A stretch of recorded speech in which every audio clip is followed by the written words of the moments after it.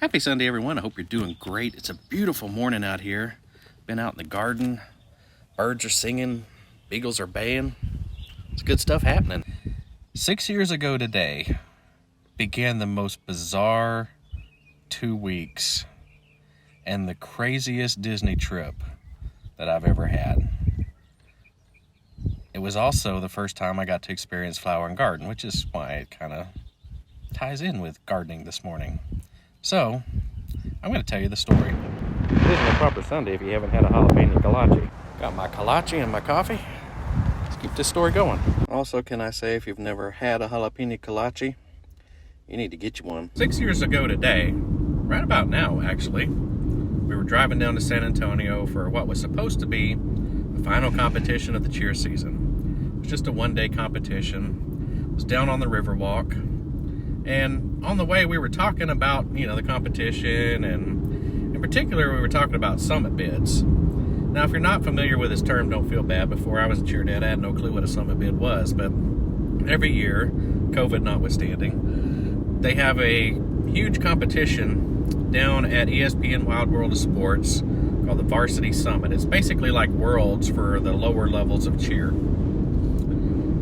To get to the summit, you have to win what's called a bid. It's springtime in Central Texas, and that means bluebonnets. Well, when last we left off, we were theorizing that the summit bid was off the table. It was the end of the season. We figured this would be the last competition, and then we would be done. The competition happened to be down on the Riverwalk, so we did the obligatory Riverwalk pictures, which one does when in San Antonio. Then we went in, competed, went to get dinner, came back for awards, and thought that was going to be it. Now, my daughter competes in youth level 2, which is usually the largest and most challenging group to compete in because there's just so many of them. And they were calling the winners. There were, I think, 12 or so groups in their category. And we knew they had done well. I mean, they hit really well. They did a good job. And so, they get through the first 10 or so, and we're like, okay, they're top 2. And then they called them, and they won their division. So we're like, awesome.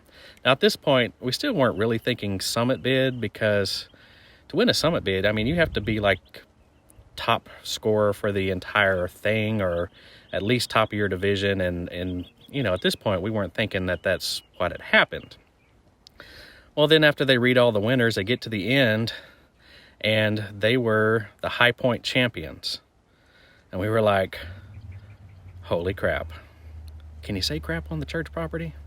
Well, I just did. So now we're starting to get a little nervous because this is 2 weeks before Summit.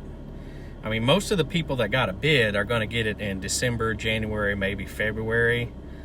This was in April. So I'm looking at my wife, and you could tell we're both thinking the same thing. And then it gets to the end of the award ceremony, and they said, and now they're going to announce who got the summit bid. And wouldn't you know it, Powerhouse got the bid.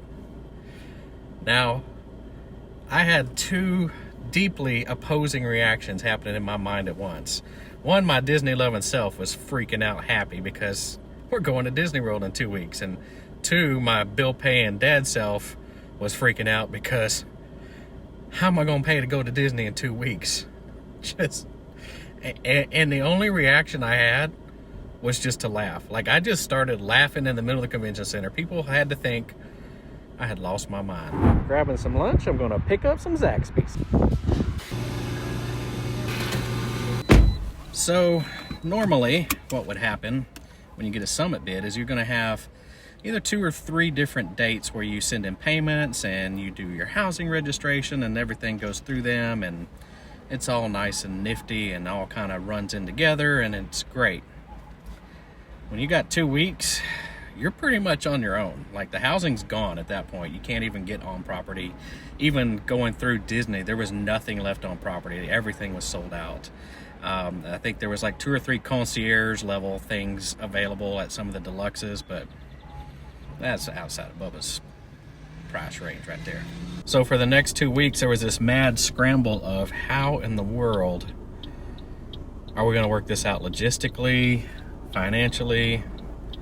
It was chaos, man. It was crazy, but it all worked out. Now that we knew we were going, we had to plan, which is the part I love. The problem was I only had 2 weeks, and I'm a meticulous Disney planner. I mean, I drive myself crazy. Now we got to plan for 2 weeks, and on top of that, there's a lot of stuff we can't plan for because I have no idea how many days she's going to compete, when she's going to compete, any of that. So it got interesting. All right, so lunch is done and we're heading to my wife's school so that we can get some things up there ready for this week.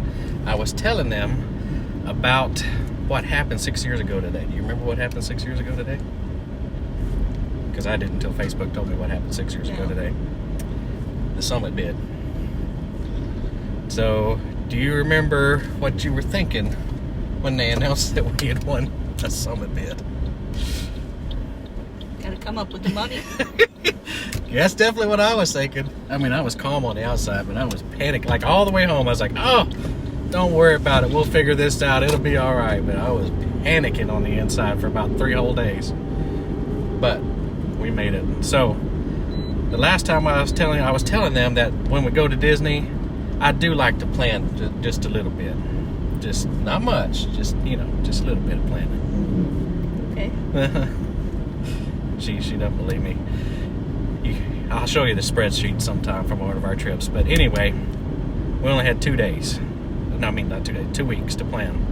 And we couldn't plan because we didn't know if they were going to compete 1 day, 2 days. We didn't know what time of day they were going to compete. None of that. And to complicate things, the day before we left, my daughter got strep throat. Do you remember that? Yes. Oh, the good times just kept rolling. So, luckily, we were able to get her on antibiotics to where she could travel without being contagious. We barely made it into that 24-hour window. But we got down there, and it was a bit of a panic because everything was so late we couldn't get anything by mail. So we didn't have our tickets, we didn't have our passes for the cheer venue, we didn't have anything. And we had to go be there at like 8 in the morning to get our stuff. And then she had to check in to compete at like 10, was it? Something like that. And she was better, but she wasn't good. And the closer we got to her competing time, the worse she started to feel. And there was nothing we could do. I mean, it was just, you feel terrible for your kid in that situation. And so we were at ESPN.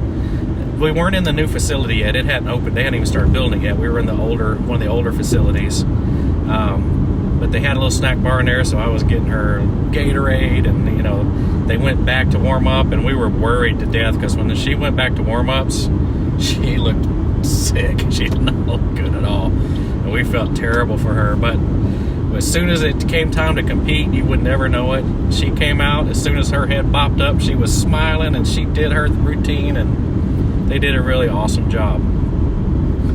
So, the next day, no, that's not right. So they did not advance to finals. So that meant that after they were done competing, we were actually done. So we went back to the condo, let her take a nice long nap. I think we went to Magic Kingdom that night. But then the next day was when we actually went to Flower and Garden. So this whole thing started because I was talking about Flower and Garden because it's spring and I started the morning in my garden. And I think Flower and Garden, it was my very first Epcot festival, and we all loved it, right? It was pretty cool. Like the topiaries, flowers everywhere. The whole point of this was that we enjoyed Flower and Garden. It was chaos, though. It was a chaotic trip, but we had a good time. That day, my daughter felt better. We were all four there, and we were having a fantastic time. So what's funny is we did not do food booths because I didn't plan ahead for that, being the planner.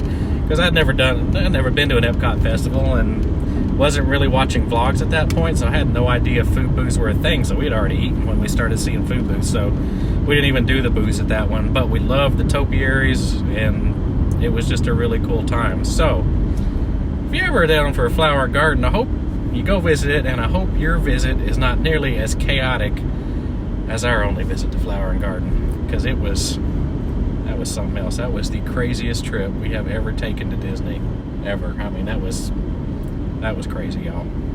But that's it for this tale. Thanks for watching. Like, subscribe, do all them wonderful things. It helps us out. Take care, y'all.